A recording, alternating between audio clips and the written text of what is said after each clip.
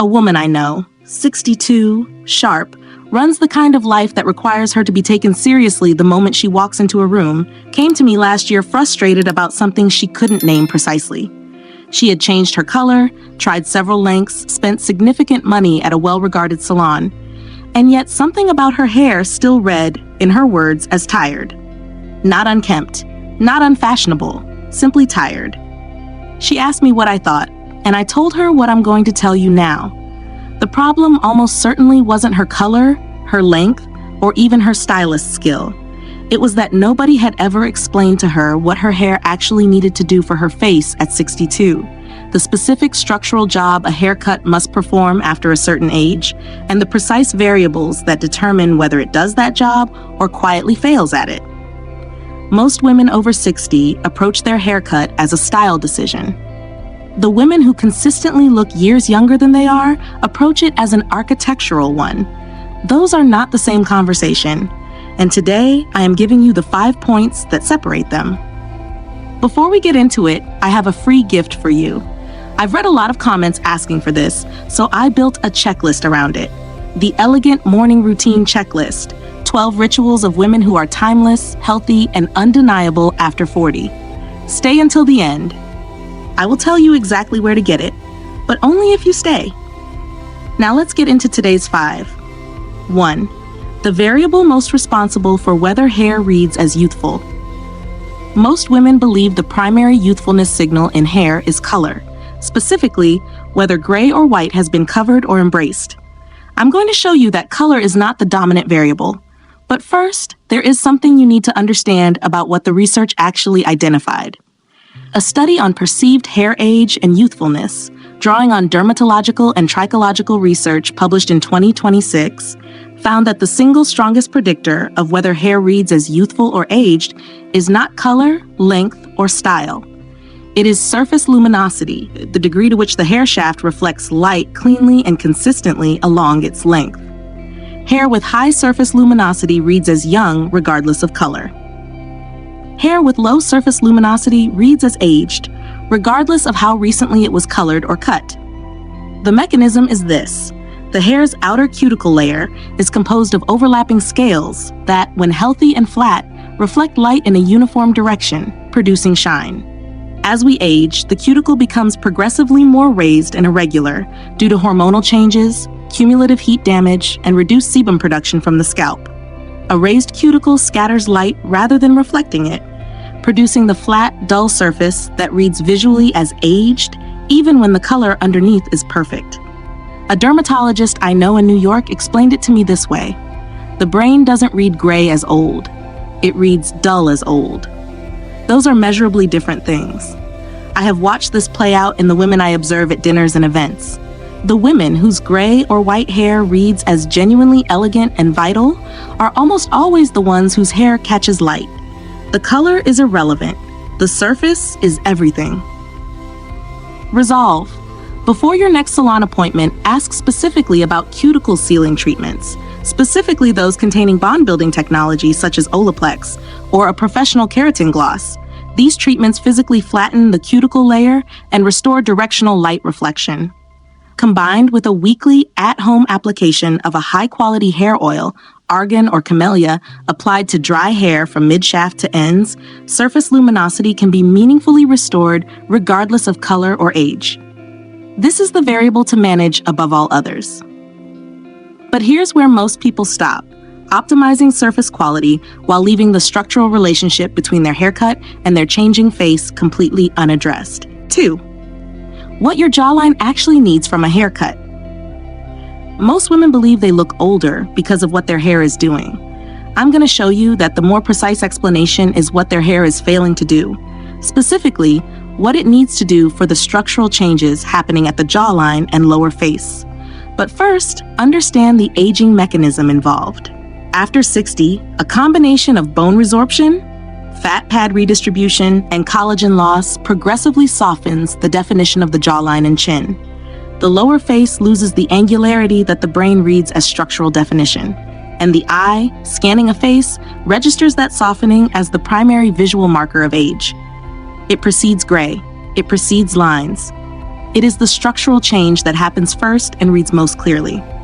A woman in my network, she is 66, a retired senior partner at a law firm, still the most composed woman in any room she enters, told me that the conversation that changed her hair entirely was not with a stylist.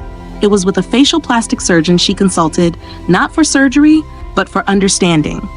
He showed her precisely where the bone and fat changes were occurring.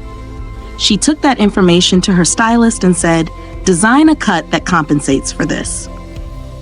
The cut they built together is the one she has worn, with minor refinements, for 6 years. She has not looked her age in all of that time. The haircut's job after 60 is to provide visual angularity where the face is no longer providing it independently. This is not a style preference. It is a structural compensation. Resolve, a cut that ends at or just below the jawline, whether a bob, a lob, or a layered mid-length, creates a horizontal visual line that reestablishes definition at the jaw in the eye's perception. Length that falls significantly below the jaw pulls visual weight downward and emphasizes softening rather than compensating for it. Ask your stylist specifically, where does this cut create definition at my jawline? If they cannot answer that question precisely, they are not thinking architecturally about your face. But here's where most people stop, addressing the jaw while misunderstanding the volumetric principle that determines whether a shorter cut actually works. I promised you something at the top, and I keep my promises. The Elegant Morning Routine Checklist, 12 rituals of women who are timeless, healthy, and undeniable after 40. It is the morning architecture that puts everything I described today into daily practice. Cortisol protection, protein-first nutrition, movement, silence, grooming standards, and identity rituals that make all of it sustainable. Every page is a deliberate act of self-respect. See the first link in the description below to grab it right now for free, or scan the QR code on your screen if you're watching on TV.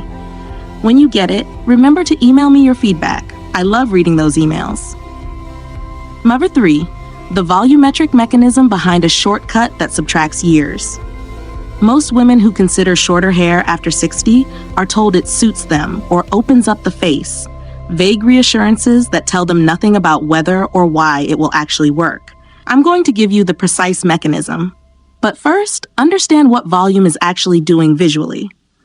The brain assesses facial age through a principle called convexity, the degree to which the face reads as full and three-dimensional rather than flat and receding. Young faces have more subcutaneous fat and muscle volume, giving them a convex, forward-projecting profile. Aging faces lose that convexity gradually, reading as flatter, more receded, particularly at the temples and upper cheeks. A haircut with architectural volume at the crown and temple area reintroduces visual convexity around the face, making the face itself read as fuller and more three-dimensional to the eye, younger in measurable perceptual terms, without any change to the face itself. This is exactly what the Undeniable's complete system, 7 complete guides covering identity, presence, first impressions, social mastery, wellness, standards, and your morning ritual, built into one premium curriculum for women who are decided about how they age. Everything the most elegant, vital, and undeniable version of you needs, in one place for less than a dinner out. It is linked in the description. Go there next. It's linked in the description below. A senior colorist I worked alongside during my years in luxury fashion consulting told me that the shortcuts that subtract visible years and the shortcuts that add them are built on the same basic length. The difference is entirely in where the volume is engineered. A flat, close-cropped cut with no crown volume reads as stark and aging. The identical length cut with internal layering that lifts at the crown and fills at the temples reads as vital and youthful. Same scissors, completely different architectural intention. Resolve. If you are considering or currently wearing a shorter cut, the diagnostic question to ask your stylist is, where is the volume in this cut, and is it sitting at or above the top of my ear? Volume that sits below the ear pulls the eye downward along the face. Volume at the crown and temple lifts the eye upward and forward, and that direction is what creates the perception of vitality. This is the only criterion that determines whether a shortcut subtracts years or adds them. But here's where most people stop. getting the length and volume right while cutting or wearing layers in a way that makes a specific aging mechanism worse rather than better. 4. What layers are actually correcting and when they make it worse?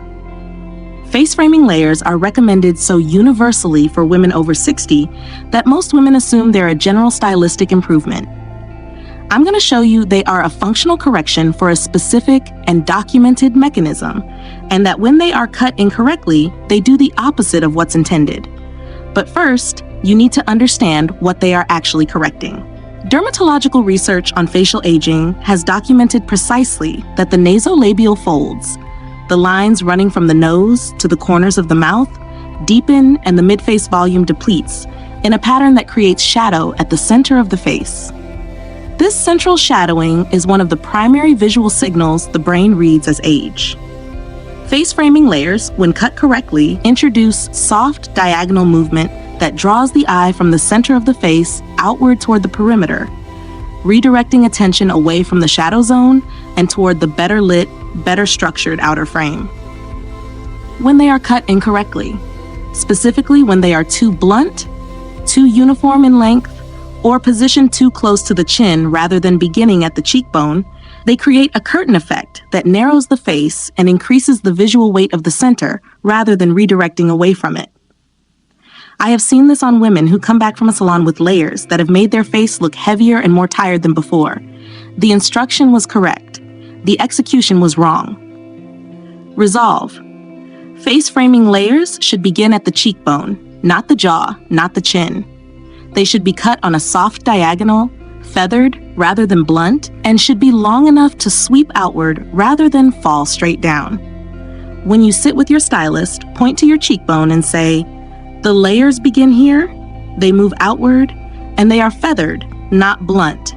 That precise instruction is the difference between layers that do their functional job and layers that don't.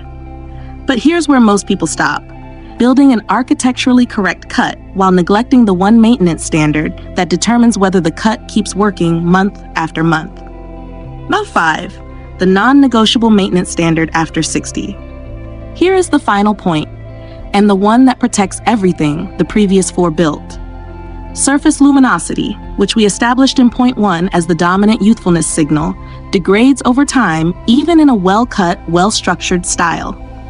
The rate at which it degrades is almost entirely determined by one maintenance decision that most women make incorrectly: how frequently they trim.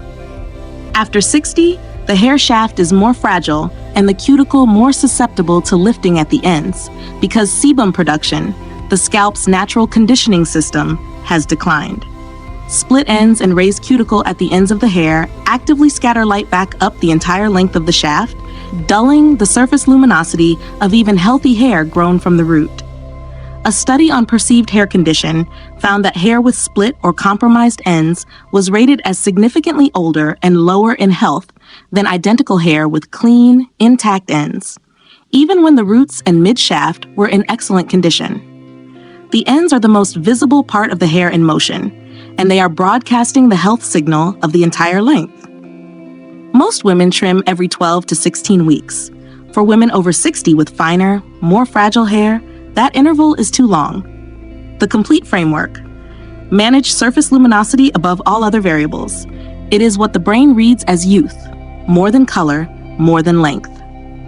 Choose a cut that provides structural angularity at the jawline to compensate for the definition the face is no longer providing independently.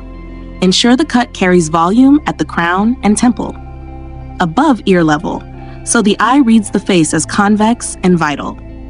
Cut your face framing layers beginning at the cheekbone, on a soft diagonal, feathered and sweeping outward, and trim every 6 to 8 weeks to protect the end integrity that sustains your surface luminosity between every other appointment. These are not style preferences. They are the 5 structural decisions that determine whether your hair is working for your face or against it after 60. Once you know what to look for, you cannot unsee it. You now have the 5 structural principles that the most youthful-looking women over 60 have quietly built their haircuts around, and you have them for free. And if you are ready to take everything I teach on this channel and build it into a complete system, the Undeniables Complete System covers this in complete detail. A blueprint for habits, presence, wellness, and longevity science for women who are decided about how they age. Linked in the description below or scan the QR code on your screen.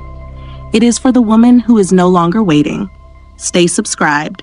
The women who show up to this channel consistently are the ones who actually change. I'll see you in the next one. Isabel.